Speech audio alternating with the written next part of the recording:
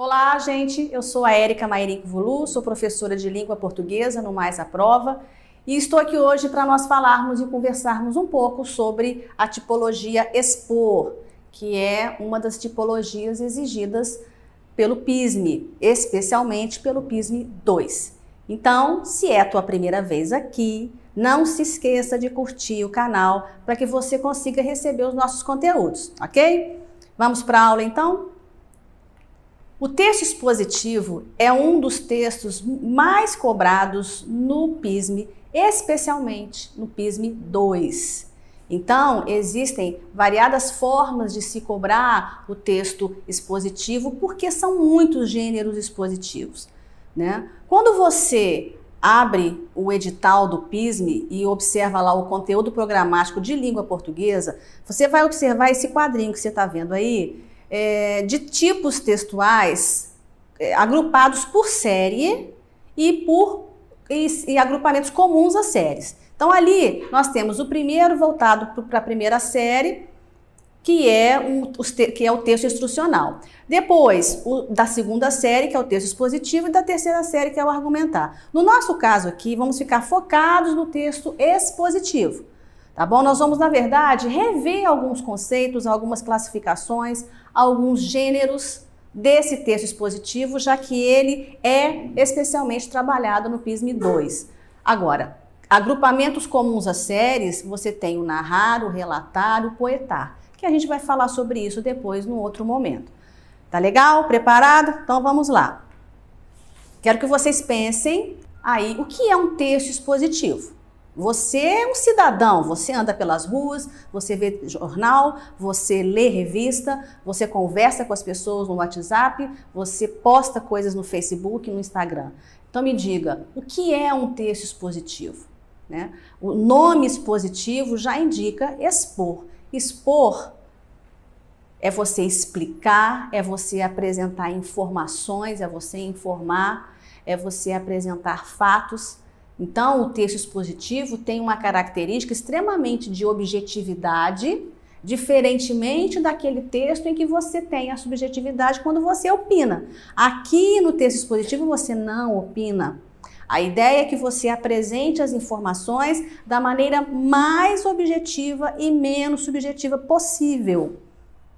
Porque o texto expositivo serve para informar, para explicar. Então, se você quer saber o que está acontecendo no mundo, o que está acontecendo no Canadá neste momento de pandemia, você vai pegar um jornal, você vai ler o jornal em busca de informações. Aí, neste momento, não interessa a opinião de quem escreveu aquele texto.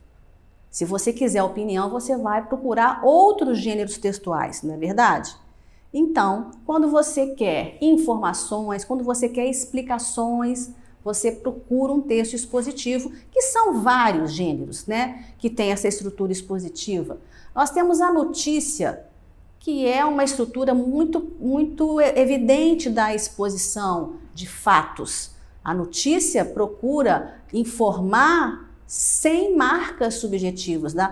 Dentro do possível linguisticamente falando, o jornalista tenta escrever da forma mais objetiva que ele consegue. Porque o foco principal ali da notícia é a informação. Não é o que ele pensa, não é a inferência que ele quer estabelecer. Ali o que importa é a objetividade, é a informação. Então esse é o ponto principal na questão do texto expositivo. Um outro gênero é um texto dissertativo, um texto de escola, um texto explicativo, didático. São textos que têm como principal objetivo explicar algo, apresentar informações, apresentar situações. Então, nesse caso, o que nós temos é a objetividade, certo? Então, nós temos, como eu falei, o texto de jornal, né, a notícia, nós temos as reportagens, quando elas são especialmente explicativas, nós temos artigos científicos, que vão ter uma parte bem explicativa. Dentro dos manuais e das receitas, nós temos uma parte expositiva também, né, porque um manual tem uma apresentação de explicações e depois uma apresentação algumas determinações de como agir. Tá bom? Então, o que é importante saber aqui, antes de eu passar para um exemplo que eu escolhi para vocês? Saber que o texto expositivo é diferente do texto argumentativo. O texto expositivo tem objetividade, ele tem falta de interferência de quem está escrevendo. Então, o que você tem ali é uma tentativa de informar. A objetividade, o objetivo, na verdade, é a informação, é a explicação. Lembre-se do exemplo que eu falei. Se você está procurando se informar, você vai procurar gêneros textuais que tenham como foco a exposição de informações, de fatos e de situações, tá bom? Então, eu coloquei aqui um exemplo, que é a notícia. A notícia é um gênero muito particular da exposição, né, do texto expositivo. Então, repara que aqui é um texto extraído de um jornal, então tem um título, primeiro plano feito em casa, exibe filmes feitos na quarentena. Então, reparem que aqui o texto está buscando informar. Quando você abre um jornal e encontra um texto como esse, você vai perceber que quem escreveu está tentando te informar sobre essa questão dos primeiros planos feitos em casa. Tá bom? Com a falta de acesso a eventos culturais nesses tempos de isolamento social, o grupo Juiz Forano, Luzes da Cidade, lançou a mostra Primeiro Plano Feito em Casa, com a exibição online de filmes inéditos realizados durante o período de quarentena para a mostra de cinema. As produções podem ser encontradas no YouTube do festival. E aí o texto continua, porque é uma reportagem grande. Esse exemplo é só para você observar como que o texto expor tem essa objetividade da informação, né? Ali não se está avaliando como é esse evento cultural. Não é uma análise dele, na verdade é uma apresentação de um evento que está rolando e como que esse evento está se fazendo, quem que participa, onde você o encontra. Então ali é um texto que tem informações a serem passadas para alguém que se interessa. Além da notícia, né, que é o exemplo principal, nós temos o verbete. Um verbete de dicionário, de enciclopédia. Quando você abre o Wikipédia, né, que é a enciclopédia da internet, que é feita pelos internautas, você encontra palavras, né, verbetes. A partir desses verbetes vem a informação do que é a explicação daquele verbete, como por exemplo esse aqui, abraçar, colocar por entre os braços junto ao peito, abraçar a filha, os irmãos se abraçaram, colocar em volta de cercar, envolver, cingir, o mar abraça a ilha, o vento e as árvores se abraçam. Então, o verbete é outro exemplo de um texto predominantemente expositivo. E o verbete, gente, verbete de dicionário, verbete de enciclopédia, é um dos gêneros que se cobram no PISM 2. Já se cobraram, né, bastante, né, pelo menos em 3 edições. E você tem que observar que o verbete é um texto sem as marcas de primeira pessoa, sem marcas subjetivas. É um texto que expõe informações, que apresenta explicações. Tá legal? Você precisa diferenciar o que é instruir, o que é expor, o que é argumentar, o que é narrar, o que é descrever. O que é poetar também, né? Então, voltando ao que eu falei lá no início, a característica central principal do texto expositivo é a objetividade na apresentação das informações. O objetivo é informar, é explicar, não é opinar, lembre-se disso, tá bom?